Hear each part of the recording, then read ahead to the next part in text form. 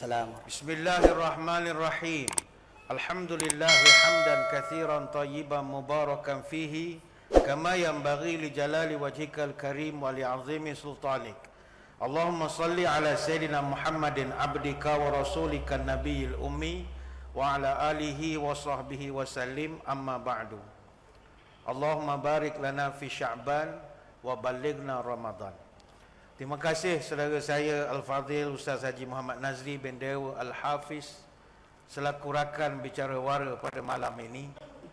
Yang saya hormati Datuk Haji Hamdan bin Hussein, Datuk Bandar Majlis Bandaraya Kuantan. Yang saya hormati juga Datuk Hasnul Hamidi bin Harun, Ahli Majlis Bandaraya Kuantan. Yang diraihkan juga Tuan Yusof bin Hussein, Setiausaha Majlis Bandaraya Kuantan.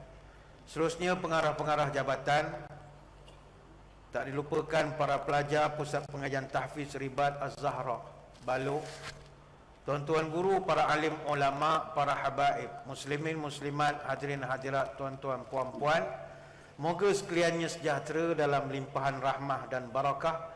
Saya dahului dengan penyataan tahmid kesyukuran atas pertemuan malam ini, dan seterusnya dapat bertatap muka untuk membincangkan satu tajuk Masyarakat Madani Trust Bandaraya Lestari.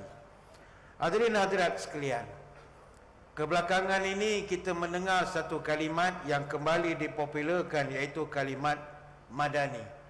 Lalu timbullah pelbagai perbahasan tentang apakah yang dimaksudkan tentang Madani ini. Ada pro, ada kontra. Tetapi kalau kita lihat, perkataan Madani ini adalah dinisbahkan kepada Madinah Al-Munawwarah, itu asasnya. Sebab itu kita lihat, barangkali Al-Fadhil Ustaz lebih maklum dalam perbincangan ilmu kiraat, kiraat yang 7, kiraat Sabah, disebutkan sebagaimana dihimpun oleh Imam Asy-Syatibi dalam Matan Syatibiyah. Ada di antara 7 ulama itu, salah seorang tu namanya adalah Nafi' bin Nu'aim Al-Madani. Dia ni orang Madinah, anak murid dan perawinya bernama Qalun dan juga Warash. Jadi salah seorang tu namanya Nafi' bin Nu'aim Al-Madani. Begitu juga kalau kita lihat ada seorang tabi'in yang bernama Umarah bin Khuzaimah bin Thabit Al-Ansari Al-Madani, yang mana dia ni seorang tabi'in. Dia telah membawakan satu riwayat tentang bagaimana dia mendengar Umar Al-Khattab radhiyallahu anhu bertanya kepada ayah dia, "Ma yamna'uka an taghrisa ardaka?" Apa pasal awak tidak tanam pokok di tanah awak yang luas ini? Awak biar terbiar begitu saja. Ayah dijawab, "Ana syaikhun kabirun amutu ghadan." Aku dah tua, esok nak mati dah. Tak payah tanam pokok, orang lain makan rugi. Ayah dijawab begitu. Maka Umar kata, "A'zim alaika la taghrisannaha." Engkau mesti tanam pokok. Jangan biarkan tanah tu kosong. Tanam pokok. Falaqad ra'aitu Umar bin Khattab yaghrisuha biyadihi ma'a abi. Aku tengok Umar Al-Khattab sendiri datang tanam pokok itu dengan ayah aku sekali. Jadi dia ni juga menggunakan nisbah Madani, dia orang Madinah. Ataupun macam kita yang mengaji Al-Quran, kita kenal dengan ayat-ayat Quran ni, ada ayat dipanggil Makkiyah dan satu lagi Madaniyah. Ayat Makkiyah ni yang turun di Mekah, ada 86 surah. Ayat-ayat atau surah yang turun di Madinah dipanggil Madaniyah. Ada berapa surah? Ada 28 surah. Maka dalam membicarakan tentang Madani ini adalah kita bercita-cita nak mewujudkan masyarakat yang membangun seperti mana masyarakat di kota Madinah Al-Munawwarah dulu. Dan kita nak membangunkan bandar kita sama macam cara Nabi bangunkan bandar Madinah. Tuan-tuan sekalian, Madinah ni dia bukan bandar yang dibina secara tak terancang. Madinah Al-Munawwarah adalah bandar yang dibina dengan sangat terancang. Daripada zero, Nabi susun satu persatu.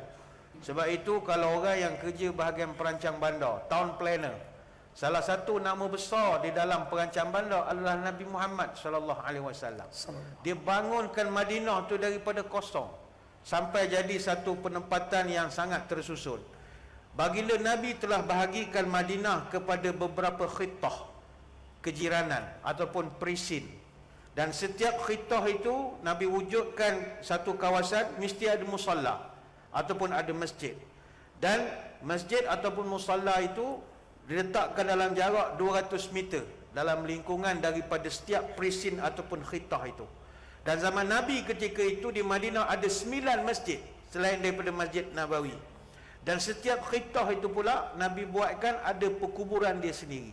Artinya Nabi susun kota Madinah. Sama juga dari segi pembangunan ekonomi. Nabi telah pindahkan pasar di kawasan Az-Zubair. Kalau kita pergi Masjid Nabawi, Az-Zubair ni 150 meter daripada arah Masjid Nabawi, dekat saja, kesan tinggalannya masih ada. Nabi pindahkan ke kawasan Saniyatul Wada di sebelah utara, di kawasan Al-Manakhah. Al-Manakhah ni sekarang ni ramailah orang kita pergi ke kawasan tu, dia dah buat macam Kak Buksil punya kawasan, ada ikan bakar dan macam-macam lagi. Dan Nabi telah berikan satu arahan yang jelas, la tatahajjaru, biarkan jualan secara terbuka, macam kita buat cara pasar tani. Jangan ada dinding, jangan buat bangunan, biarkan secara open air.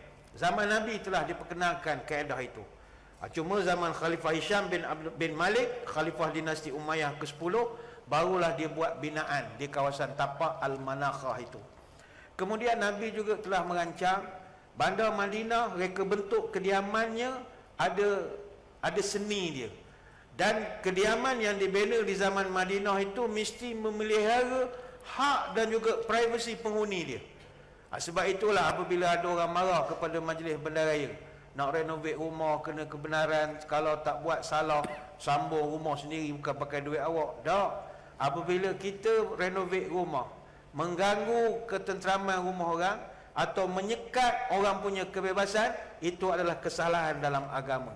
Sehingga Nabi mengajarkan fala tahjubur rih, jangan awak bina binaan yang menyekat angin masuk ke rumah orang. Kenapa? Sebab asalnya tak berdinding, awak buat dinding tanpa kebenaran. Ataupun awak sambung dapur sampai ke longkang belakang, air menitik masuk ke laman rumah orang atau belakang rumah orang. Jadi ini bukan peraturan duniawi, ini peraturan Nabi susun supaya orang selesa duduk dalam kediaman masing-masing. Itu yang ketiga. Yang keempat, ketika Nabi membangunkan Madinah, Nabi memastikan benda paling mustahak ketika itu bekalan air bersih.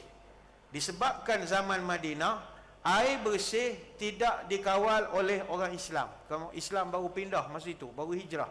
Jadi kebanyakan air yang terawat ini dimiliki oleh orang-orang Yahudi. Lalu Nabi telah menyatakan hasratnya, may yashtari bi'ra rumata fayakunu dalwuhu fiha ma'adila'il muslimina bi khairi lahu minha fil jannah.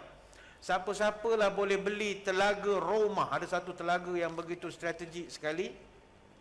Dan aku doa kalau siapa dapat beli, setiap kali orang ambil air dia akan dapat pahala sampai bila-bila. Ni hadis riwayat Tirmizi dengan Baihaqi.